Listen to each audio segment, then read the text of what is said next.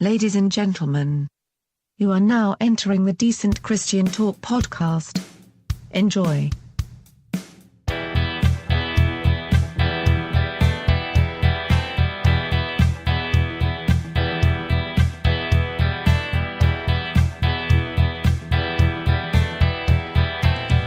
Decent Christian Talk episode number 68. Hey, what's up everybody? I'm Gabe Jones.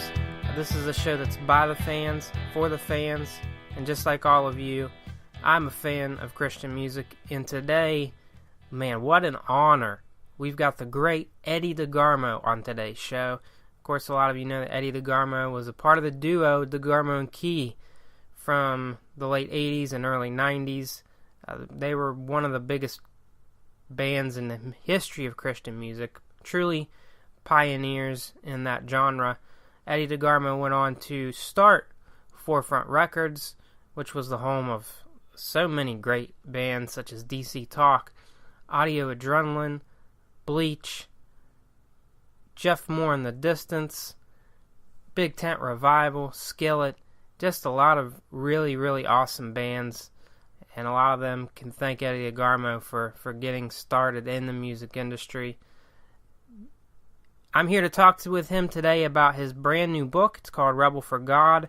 It's a great book about stories in his days of DeGarmo and Key, and also as an executive in the Christian music industry. It's a really great book, pretty revealing at times. You can go check that out anywhere you get books online, such as Amazon.com, and it's definitely worth checking out. Before we head into that, we just wanted to kind of talk about some of the things that have been going on in today's Christian music industry. There's been a lot of, it's a summertime, and a lot of times people release music during the summer, and this summer's no different. We just mentioned DC Talk. Toby Mac just put out a single called Everything. That's one of our favorite songs right now. There's been so many other great artists that have put out singles within the last week or so. Andy Mineo, Derek Minor with Propaganda, KB, Lecrae just put out a single with Andy Mineo, Tadashi just put out a few singles, of course 21 Pilots just put out 2 singles after a long hiatus, which they were just pretty much ghosting everybody, and then they came out with 2 really, really great songs. It seems like these days the thing to do is to release singles and EPs instead of full-length albums. I guess it's the kind of thing with attention spans. I think Eddie and I will be talking about this a little bit later, but it's just kind of the thing to do. And one of the few full-length releases that I have seen within the last few weeks was with Martin Smith, who had been doing some music with his band Army of Bones, but this is his first worship release in a while, and it is called, let me get this right, it's called Love Song for a City, which actually, that track was actually an Army of Bones song, and he kind of uses that chorus to I guess to start this worship project off. It's kind of a chorus that he sings at the beginning of the album. But it's a really good live album. For those of you that were Delirious fans, it's definitely worth checking out. A lot of the songs, are kind of the Bethel and Jesus Culture style that kind of go on and on and on for a while. But there are a lot of songs that you might, especially those that are worship leaders, might be worth checking out. And there's a couple other singles. We talked about a couple before. Aaron Cole as well released a couple singles. It's a lot to talk about. Need to Breathe, The Protest released a record. These are all definitely worth checking out. Even MXPX released a single recently. So that's definitely worth checking out while you are getting ready to check out our interview with Eddie DeGarmo. Make sure you check out those songs as well. We would just like to thank Indie Vision Music, Noah Hardwick, for providing these great release dates. If you have never checked out that website, check out indievisionmusic.com. They always post a pretty good comprehensive list of every week's releases. And there's also a great discussion, as always, on Christian music subreddit. That's reddit.com/Christian music. That's just one of my favorite places to discuss Christian music. We had a great conversation on there the other day about 21 Pilots and how they fit into kind of the Christian music culture in a weird way. But hey, before we head into the interview with Eddie DeGarmo, we need to talk about our Patreon page, patreon.com/decentchristiantalk. For as low as $1 a month, you can join our team and help fund our podcast. Unfortunately, when you have a show like this, it does cost a little bit of money to run. You kind of have to pay for hosting, which is kind of like paying for rent to have audio online. It's pretty much. But with your help, we've been able to stay on the air, and we would like your continued support. If you've never done that before, go check out patreon.com/decentchristiantalk. Once again, for as low as $1 a month, you can help join our team. You know what? If a couple of you just did that, $1 a month, it would fully fund our podcast for the rest of the year. And we would just greatly appreciate if you would check that out. If you would rather just do a one-time donation, go to decentchristiantalk.com on your laptop or tablet. I don't know what they're called these days, iPads, tablets. Check that out. There's a donate button on the website where you can donate through your PayPal account. Once again, thank you so much for all your support over the years. We just really like making these shows for you, and we just love to continue to do that as well. Hey guys, this is one of my favorite interviews that I've ever done. It's with Eddie DeGarmo. He is truly a legend. He has been a pioneer as an artist, and he's been truly a godsend for a lot of people when it comes to being an executive and getting artists that footing in the industry and catapulting them to a place where they are now. And it was such a privilege to speak with him. He was actually traveling to, somewhere out in the country when we were talking, so you might hear some background noise, him driving, but it's all good. It was a great interview. Check it out now. Without further ado, here is my interview with Eddie DeGarmo. All right, hit that horn, babe. Let's dance.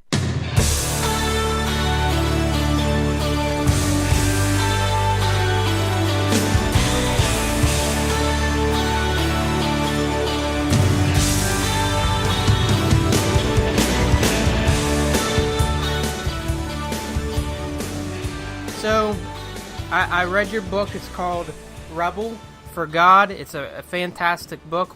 Why did you decide to write this? Well, when I first started to write it, I was basically writing it for my family to chronicle what I think is a pretty fantastic journey, through all the things that I've faced and, challenges that I've been able to overcome and miracles that I've seen and just the grace of God in my life, when I didn't deserve it. And I just wanted to chronicle it so, our family could, if they ever wanted to, could know this story.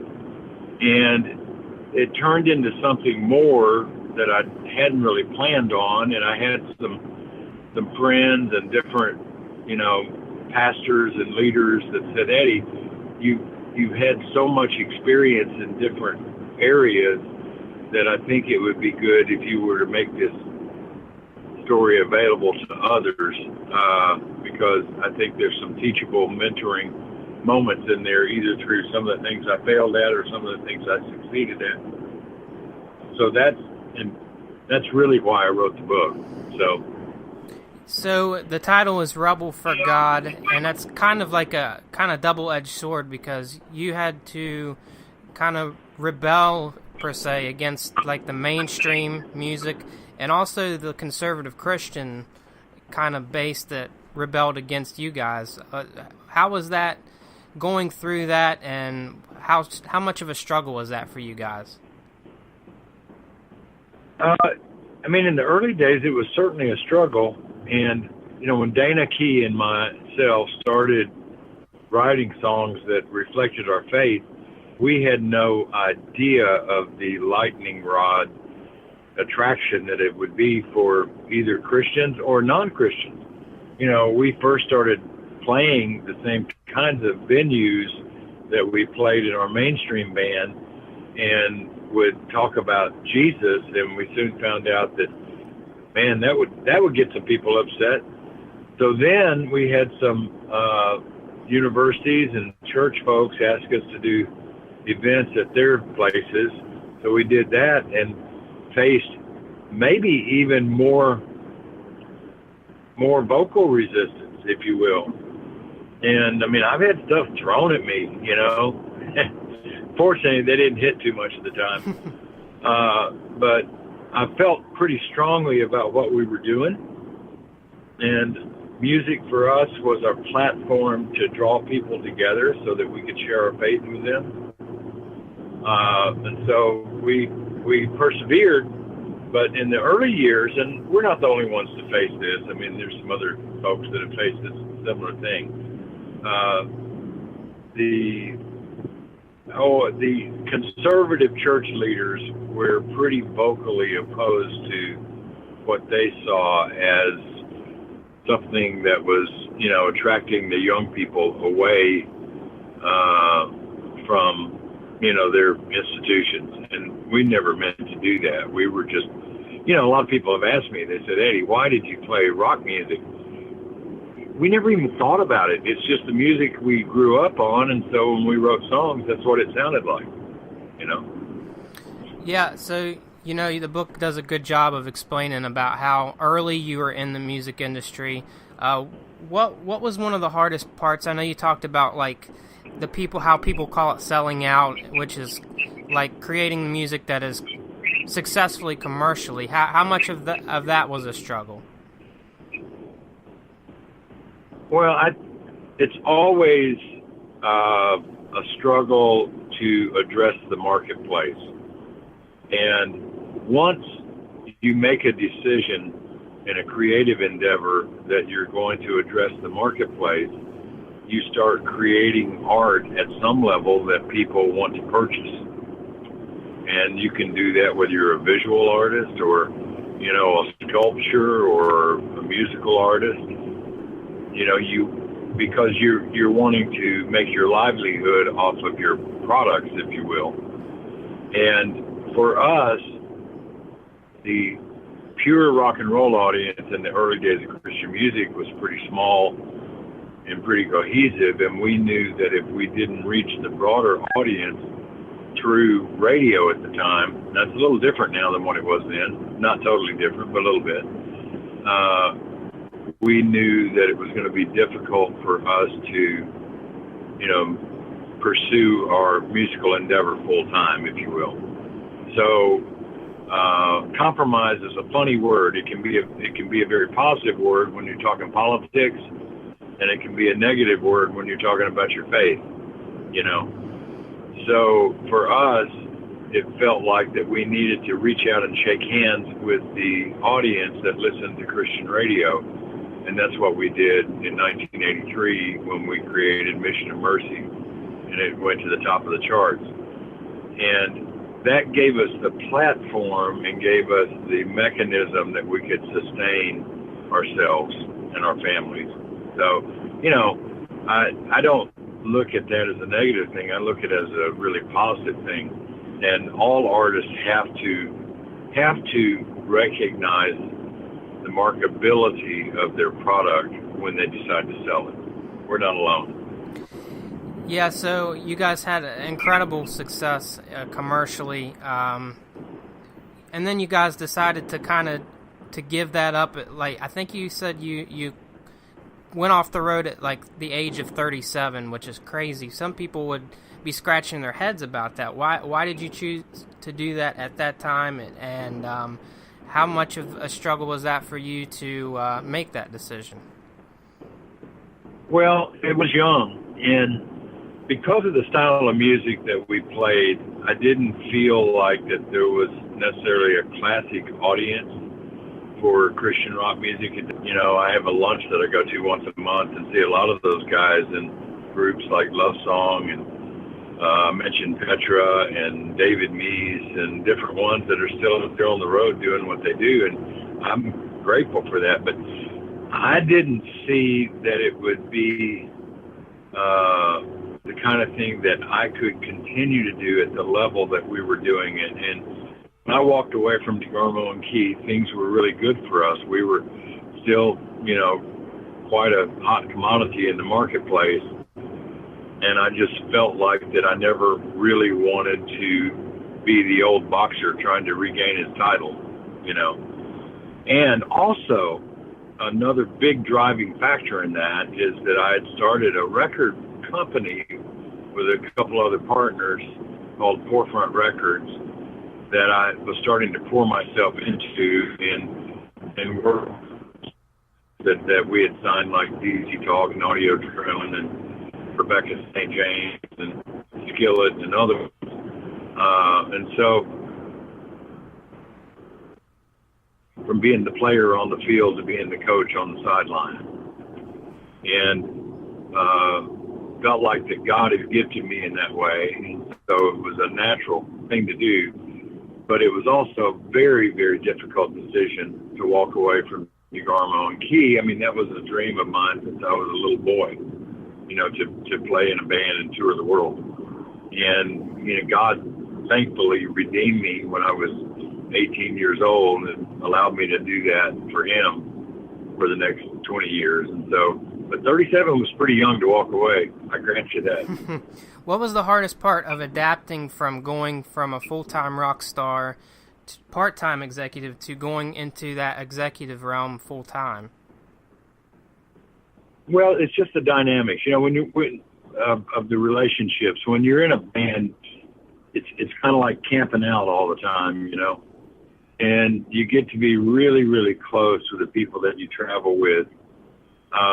In an office workplace environment, you know, people go home at night, and so the relationships were a little bit different during the day than what they were at with our band. And so I had to learn how to manage that and to manage expectations, because when I was in a musical group, there was never any time that I was off. I was always on.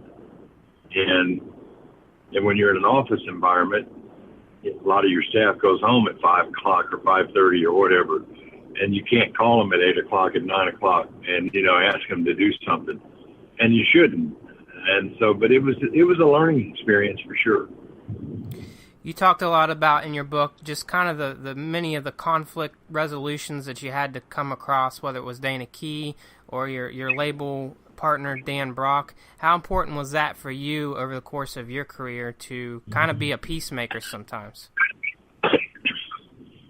Well, I got pretty good at it. I say that, but you know, anytime that people work together in close working relationships, you have different ways of looking at things from time to time. That's not uncommon. And partnerships ebb and flow in the way that they grow.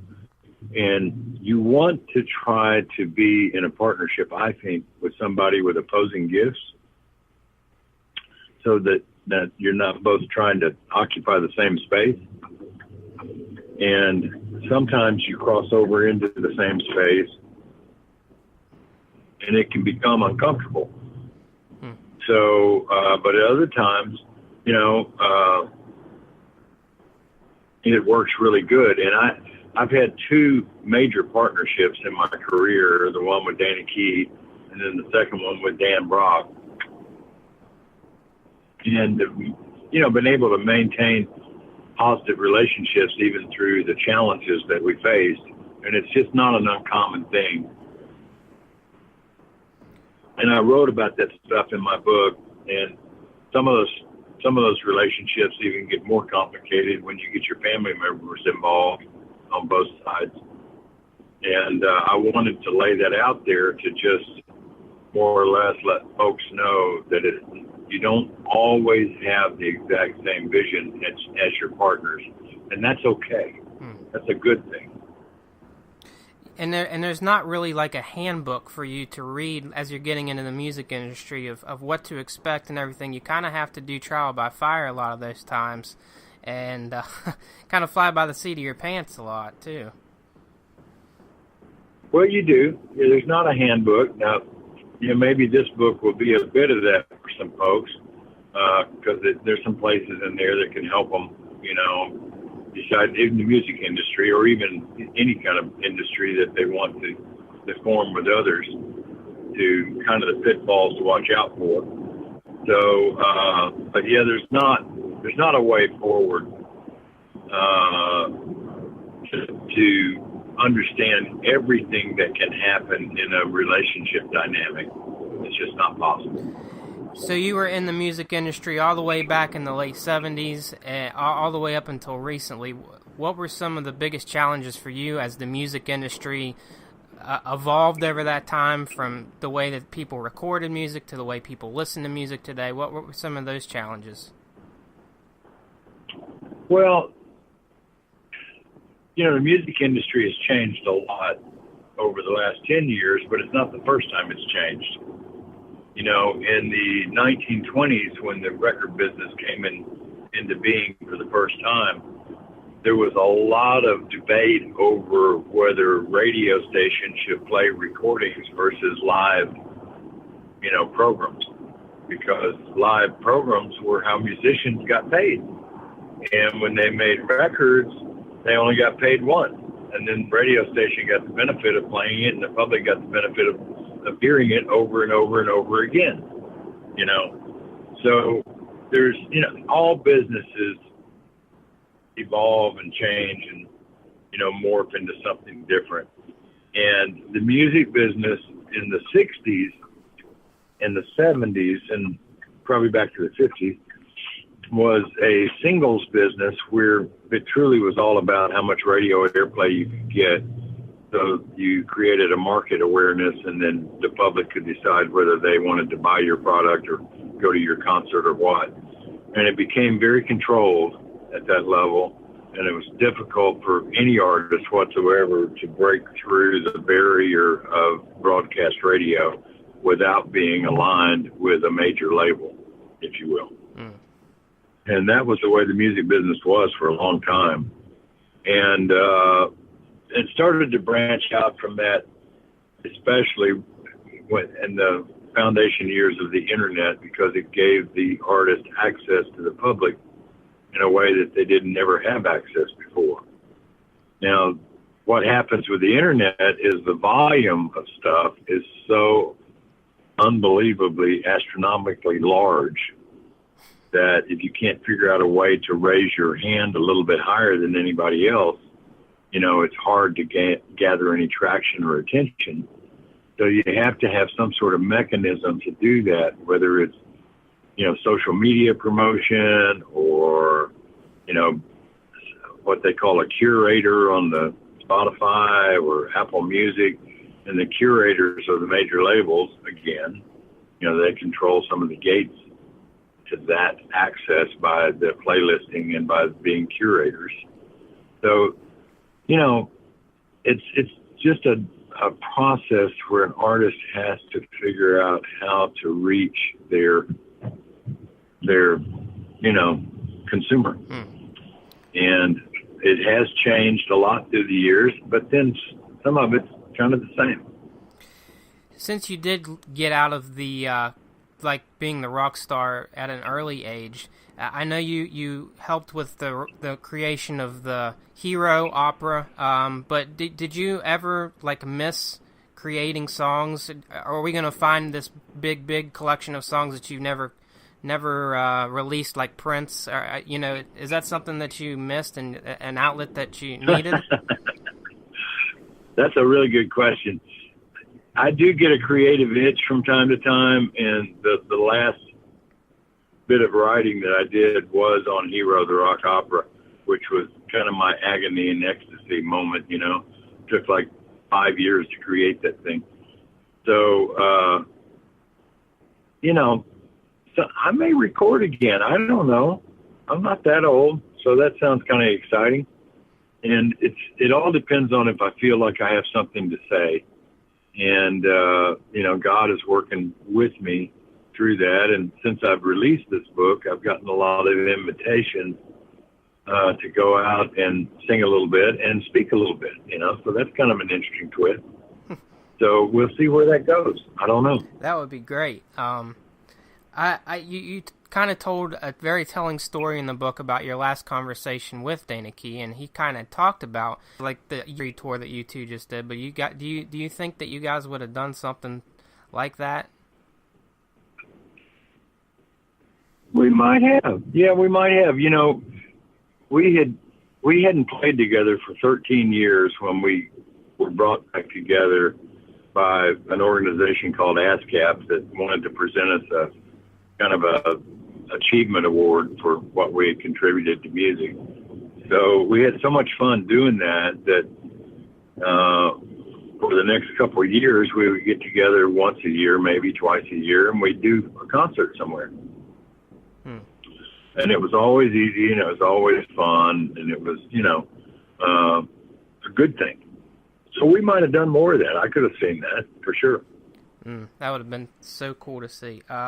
What do you hope that your legacy will be, kind of, as your whole career is put together? What do you think what do you hope people will see? Well, I had a pastor say to me one time, he said, Eddie, of all the things that you've been able to do, he said, I think the most important thing is for the first time in 300 years, you've given churches all over the world the same songs to sing.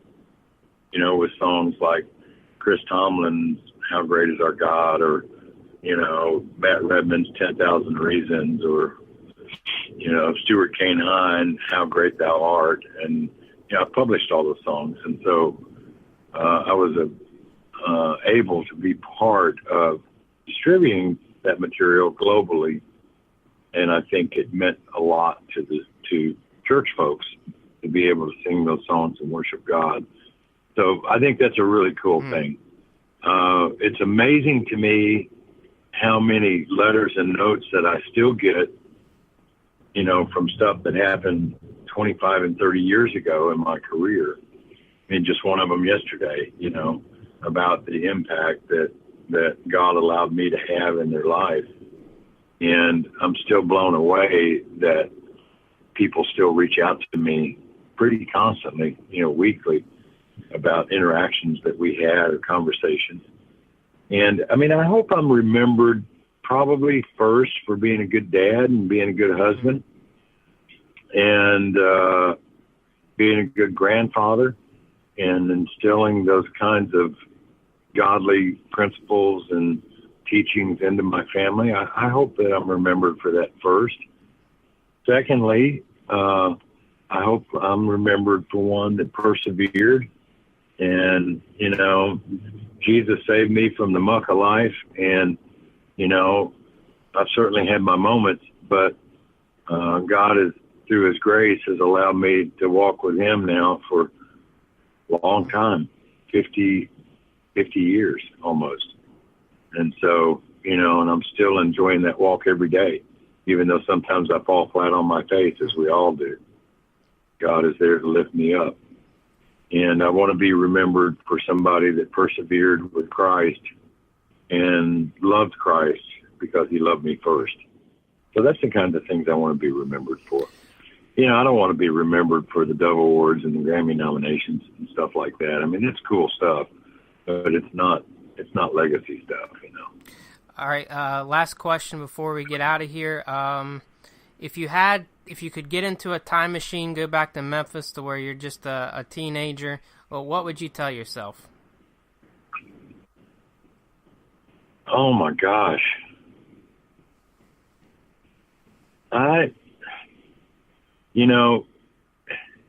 If you tell the truth, you don't have to have a great memory. I would tell myself that. I would tell myself that so much of life is just doing it, like Nike says. You know, if God calls you to do something, just got to do it. And it doesn't have to be at a certain level. God doesn't call us all to play in football stadiums, you know, but you just have to do it, and you have to be diligent, and you have to be responsible about showing up. I mean, that's a big part of it, you know. And I would tell myself those kinds of things. And then I think by and large, I would tell myself, if I was talking to myself when I was 15, is even through our darkest times, God is with us, maybe even more prominently than he is through the times of blessing. And, you know, when all things work together for the good of those that love the Lord, when we read that verse in the scripture, it really means that. And we all go through difficult and dark times, but that's all part of the journey that refines us and makes us more like Christ. So I would tell myself that. Well, thank you so much, Eddie. I really enjoyed this. This was such a fun conversation. Thank you for your time. Thank you for writing the book. I really appreciated this. All right. Well, thank you so much.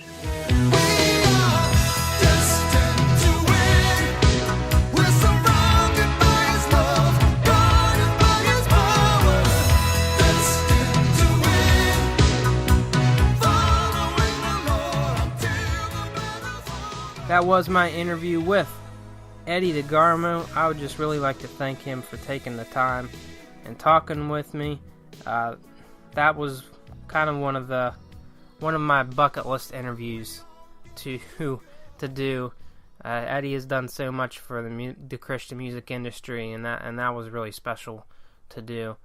Man, there was a lot of interesting tidbits in there about the potential of a DeGarmo and Key potential reunion that obviously never happened because of Dana Key's unfortunate sudden passing, and also Eddie kind of being honest and saying, hey, maybe there's some future for me for releasing music. You know, it's been a while for him because he's been so busy as an executive, but you know, he even admitted that he's been curious about exploring that field again.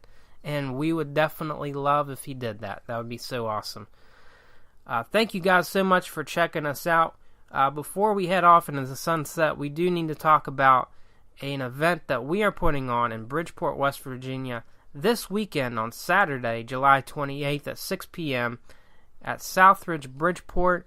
It's called Closure. It's a documentary with Juan Otero.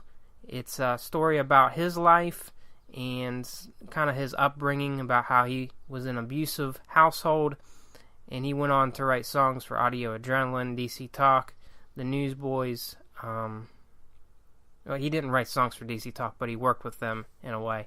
But regardless, it's a great story of redemption and forgiveness. You don't want to miss that. Juan Otero will be here himself in person to watch the documentary with us, to share some stories from his heart, and to play some songs for us in person. It's going to be a great night. That's July 28th at 6 p.m. at Southridge, Bridgeport, in Bridgeport, West Virginia. And if you have any curiosity, or you're just curious and you want to find out more information, you can text CLOSURE to 724-901-2524. That's CLOSURE to 724-901-2524. If you have any questions, that's the place you can ask. And also, we will be posting on our Facebook group, the Decent Christian Talk Podcast group. And you can also, there's an event page that we will have on there as well, that you can find out more information. But if you have any questions, just text that number and we'd be glad to help you. We've been talking with so many people that are so interested in coming. It's going to be a fun night. Juan's a great guy, and we're so excited to do an event with him in person. And who knows, maybe we'll do a live podcast with him. That'll be fun. We'd really like to see you out there. We always love to meet a lot of you guys, and this is a great event to do that. So check that out, and you know, if you're in the greater Pittsburgh, Columbus, Washington, D.C. area. It's only a couple hours from either location. Just check that out. Text the number if you're in those areas, and we'll help you out. We'll help you get there. Before we head off into the sunset, we need to mention all our ways that you can get a hold of us. Of course, our website, decentchristiantalk.com. That is a place where you can find everything we post. And as not only can you donate to us on there, but there's a place where you can give us your email address. And for completely free to you, we will send you an email every single time we post a podcast. We have a couple hundred people that subscribe to us on there. Of course, we're on iTunes. We're on SoundCloud. For Android users, we're on Google Play. We're also on YouTube. I think we have over 3,000 subscribers on YouTube now. That's so awesome. And we also, of course, have our Facebook pages, Decent Christian Talk fan page, and we have the Decent Christian Talk podcast group, the group page where we kind of discuss some things, and it's more interactive there. Check that out. Of course, we're on Twitter, DC Talk Act 2. That's DC Talk Act and the number 2. And we're also on Instagram, DC Talk Podcast. We've had so much fun with that lately. It's been a lot of fun. But hey guys, we're going to head off into the sunset. I'd just really like to thank Eddie DeGarmo again for hanging out with us. We got a great show for coming up next time too. We're going to kind of stay in the same lane of nostalgia, and we're going to have a really nice artist interview for the next one. Kind of the same era, but this band has actually put out music recently as well. That's all the hint I'm going to give you. But if you check out our Instagram page and our Facebook account, we will be making an announcement in about a week about what our next podcast will be. It's going to be a great show. It's season 3 is just continuing to amaze everybody, hopefully. Hey guys, thank you so much for checking us out. We will catch you next time. Peace. Don't forget to tip your waiters and waitresses. Thanks.